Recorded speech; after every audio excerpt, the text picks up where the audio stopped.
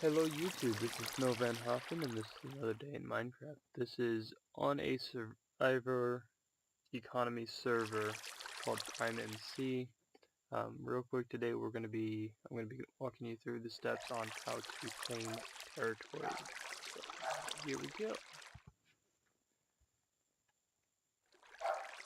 One of the first steps you need to do is figure out exactly how big an area you're looking for. It's not actually going to work for me because I do not have 2,500 for my current balance, which you can see right up there on the top, right over here. I'm only doing this to show the steps. A lot of people will recommend doing this step right here, but I personally don't like doing it that way. I actually prefer this method. So you get to one corner of the area you want, and right now I'm on the top half of where I would want to claim. I'm doing it this way because I personally find that it's easier to relate the top corner with position 1 and the bottom corner with position 2. You can do it either way, it really doesn't matter. So once you get to the top position on one corner of the area in which you want to claim, you're going to type in //POS1, which just basically means position 1. And then you're going to click enter. And then you're going to go to wherever it is you need to go in order to get the other half. Which in this case, we're just going to go a little ways over here. Now, basically what we're going to be doing is building a very large square. So we've got our first corner over there. So now we need to create another corner over this way somewhere. So for this, we're actually going to be kind of going right along here. Right about to here. And then say this is the square I want. So then we hit //POS2 or position 2 and click enter. Now you'll notice both times I did this, it pops up first position set to, and then it gives the coordinates, and then second position set to gives the coordinates. And then if you look here, this one only has the coordinates. It's the first position. The second one shows how many blocks are in that square you just created. It enables you to make sure that you're not going over, I believe it's 50,000. It might be 500,000. I don't remember the exact amount. But there's a limit on exactly how many you can put up there. Before I finish with all the different steps to this guidebook right here, which I'm currently working on, it just basically goes and walks you through the beginning steps of joining the higher ranking members. When you first start off on PrimeMC Survival Economy server, you start off as an outsider and you're only allowed to have 3 separate jobs. One is mining wood, one is mining dirt, and one is mining stone. And then as you rank up, I think you need at least 1,000 to get this progress up to 100%, so you can do the rank up to the next one, which is gesture. As you can see here, I actually walk you through what this HUD is for, what exactly you're looking for. You want to make sure you save up enough money to make that 100%.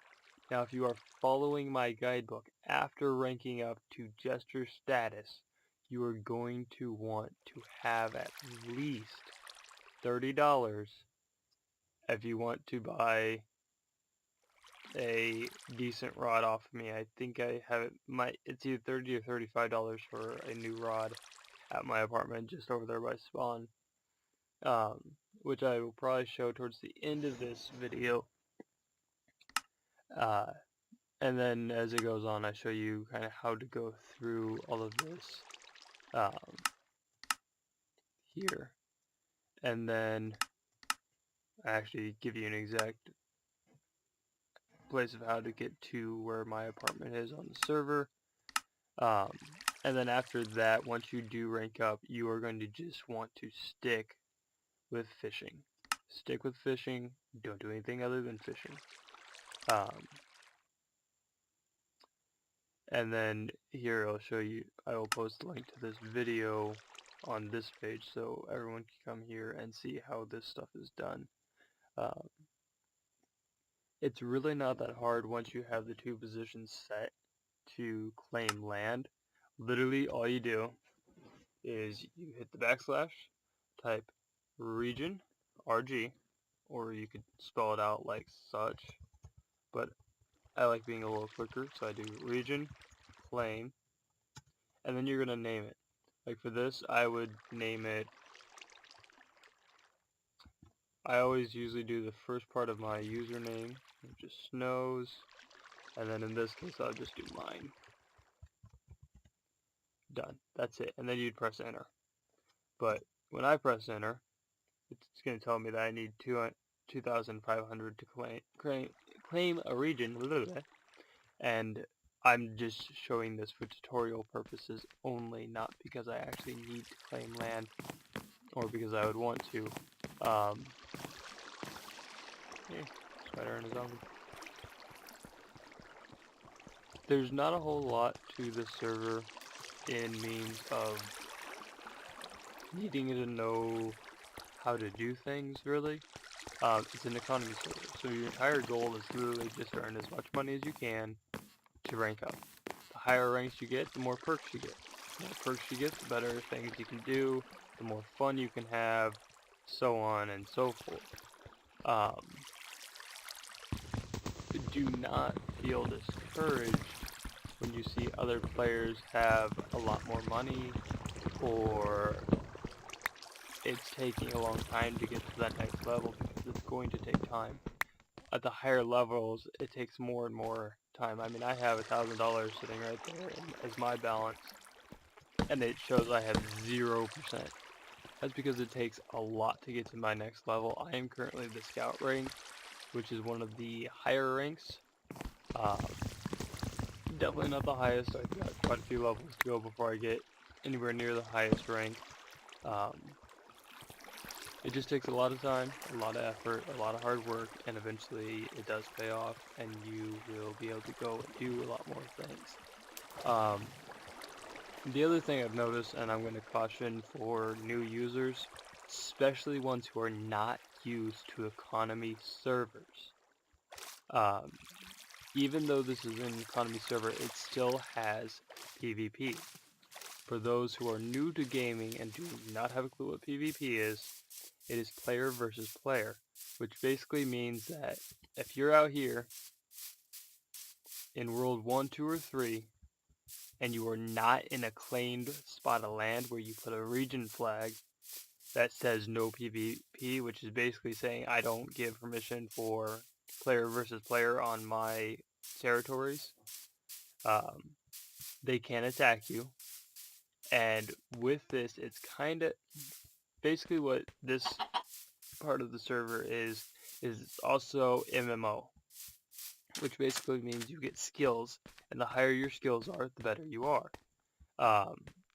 It makes everything a little bit easier. Like right now, I have, let's see here, I'll show you.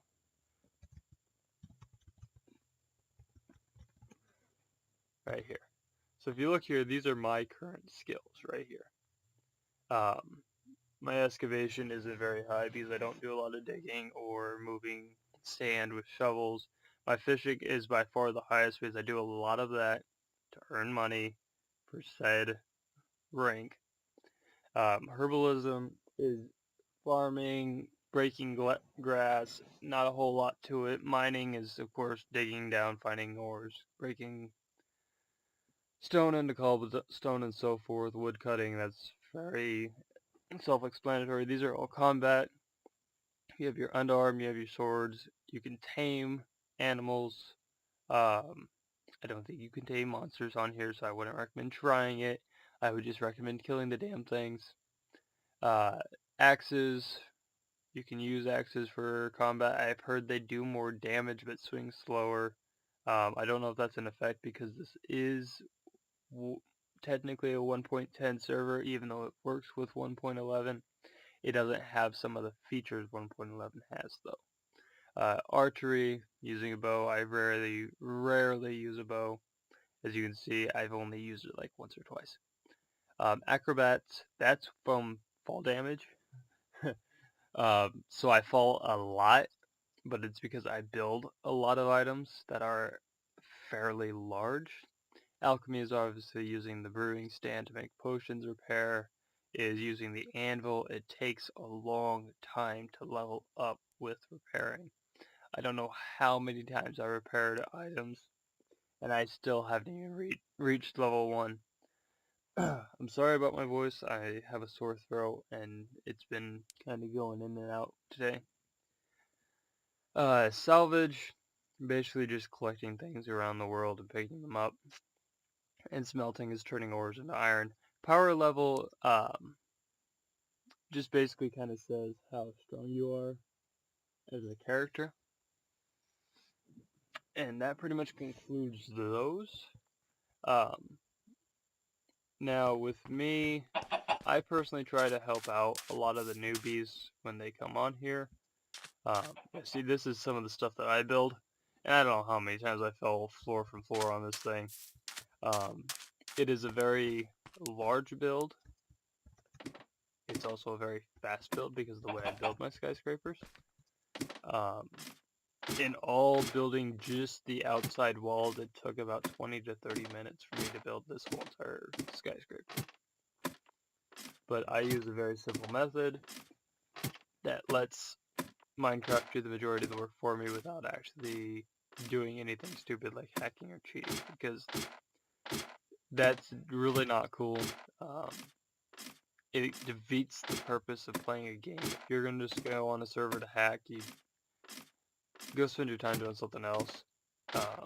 It's annoying when people hack, especially for people like me who actively enjoy playing video games and am trying to build a YouTube channel so I can do that for my profession. Hacking is just, it's aggravating for people who thoroughly enjoy playing Minecraft.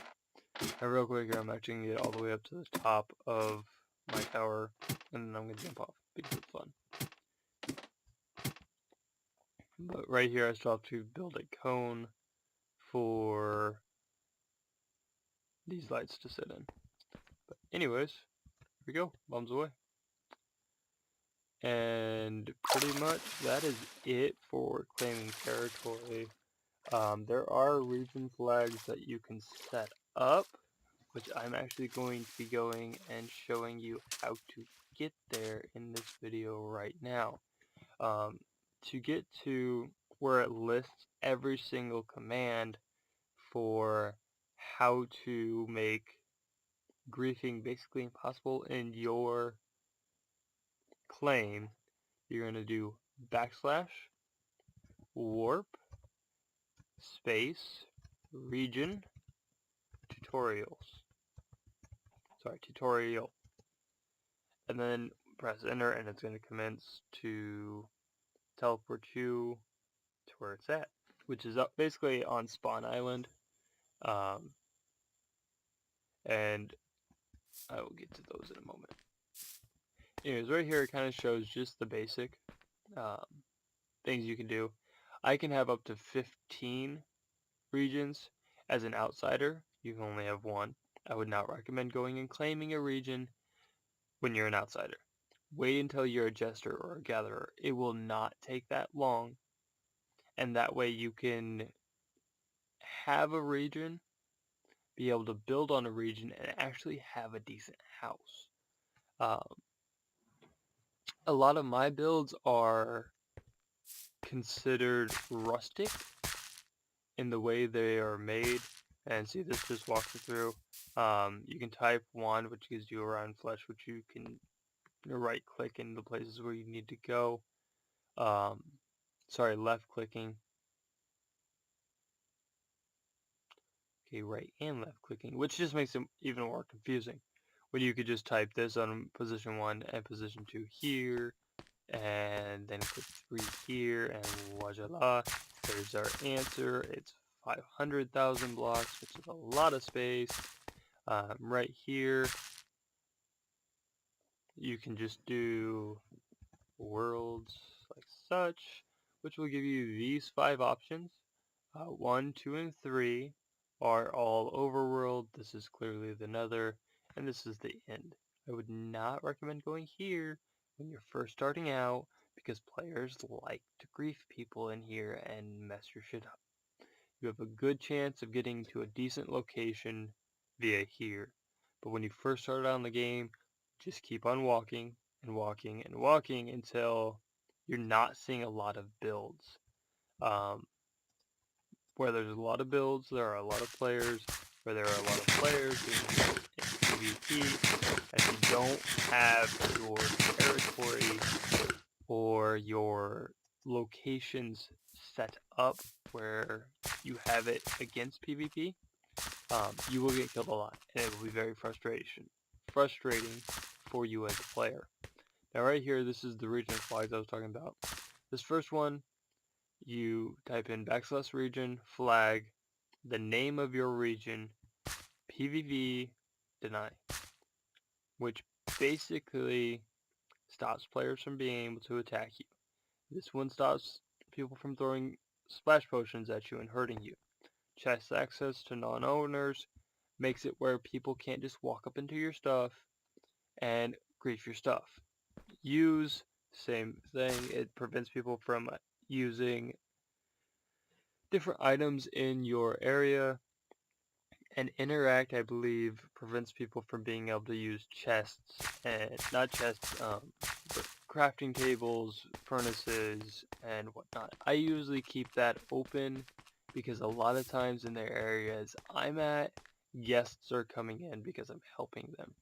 Once you receive hunter rank, you can come to the and create shops, which basically is you're putting signs on chests that says they're worth something. And then over here, once you get to my rank, you can actually start renting regions. Now you'll find literally everything underneath the sun. For example, we're going to go to world. We don't want that one. We want worlds. Here. Worlds 1.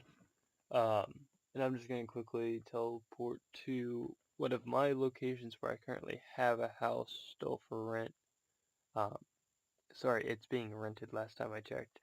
I plan on building another one over there by that current build, which is going to be a Renter's Lodge 2. Why are we being stubborn? There we go. And with mine, I rent them out for a week for 300. One thing you'll see while you're here is a player with the name tag of, if I can spell, like this. He is currently renting out a hotel, which he says is 95, but it's actually about a couple hundred for it, for daily. Which as an outsider, that's actually not such a bad thing if you can find an open space, because you only need a couple of days to be able to get up to the point where you can build your own place. Real quick, we're actually going to region TP to one of my favorite locations, because it is where my renter's house is located.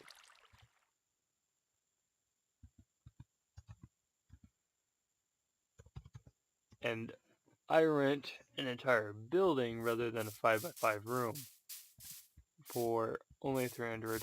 Yeah, he's Snow Dragon still renting it. But real quick here, basically if you were to take all of this furniture out and have this 3 blocks tall, that is the room you'll get at MGM's hotel, which is actually very nice for an outsider, because you don't need a lot of space. You really don't. Um, I really need to go in and put in another floor for this filler. That way you can see if he's even still renting. See if we'll be shocked with this. One thing with me is, no, he still hasn't come in yet because he hasn't seen that little surprise I left him. As a landlord on here, I tend to put in random surprises for whoever's currently renting out my buildings. I do it because it's fun to randomly just put in gifts and whatnot, and it's not like I don't have a lot of stuff. You will notice, however, I only help so far. I have occasionally had people where I'll be helping them for 2 or 3 days on here, and then they go and do something really, really stupid before they're ready for it against my better judgment. Telling them, hey, you don't want to do that yet because it's basically suicide. They went and did it anyways and lost a lot of equipment. At that point, oftentimes I will stop helping someone because I can't afford to do it. I may have a lot of items, but I'm not a millionaire. I'm not like MCG, or MLS is another one. Basically, these chief and elders. I mean, look, this guy has 6-digit figures. This one has almost 5. Uh,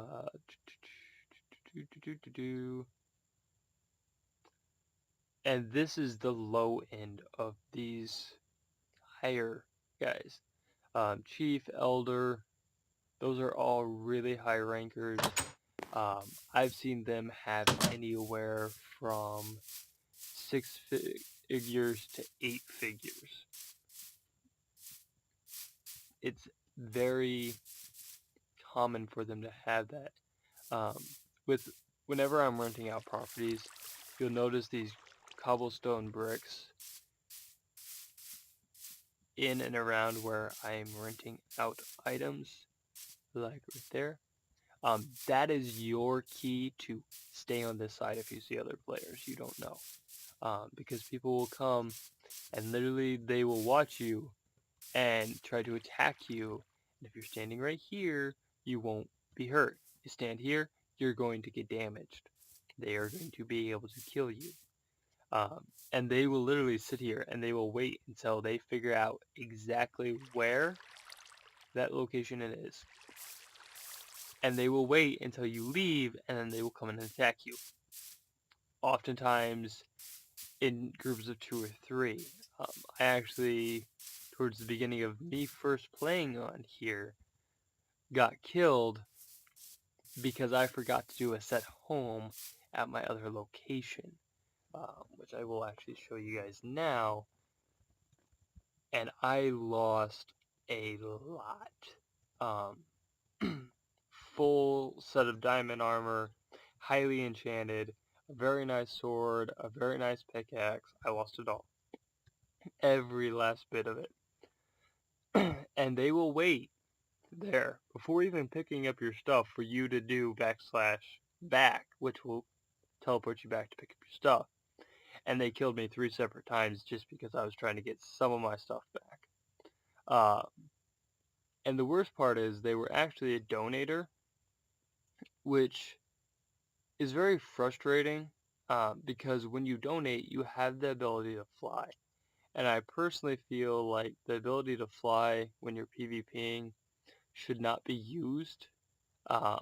It's almost like abusing your powers because someone who is not able to fly and is trying to fight someone who is flying, it makes it very easy for that person to defeat them. it'll basically what happens is if you're able to fly, you can swoop down real quick, attack, swoop right back up out of range. And from the time it takes someone to switch from a sword to a bow to draw, you now have more than enough ability to outmaneuver any arrows they shoot at you and go in for another attack. It makes it very broken, is the best way to put it. Do not get me wrong, however. I'm not saying this is a bad server. I'm just saying that people who decide that they're going to pull that move are very rude. A lot of people are like, oh, well, it's just part of the game. Yes and no.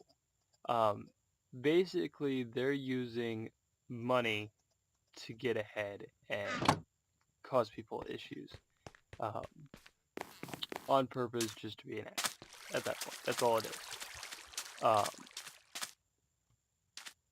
I could understand if it was donor against donor flying around and attacking each other. That's understandable. But when it's not, and it's someone just trying to be an ass, that's when it becomes uncalled for. Actually right there, but in the water right there is where I died. Because they knocked me off here when I was trying to run like such. And they knocked me into the water. Which basically, once you get into the water on a PvP, you're dead. There's no way to really escape that. This is one of the outsiders I originally helped to get into places. This particular person is Horse People 2. I believe is their username if I remember correctly. Oh, that's a dick move. Oh shit. Alright. That is fantastic.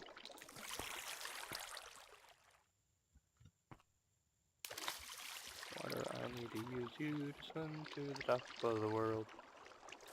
Some good iron right there.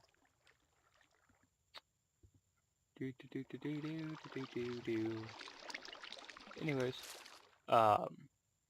and the person that I was just pointing out there has actually been very respectful of my time and how much energy I put into helping them out. And to be totally honest, if they ever needed help with just about anything, I would drop pretty much everything I'm doing to go help them, because they have been a great help in not abusing when I'm trying to help, and oftentimes helping other players.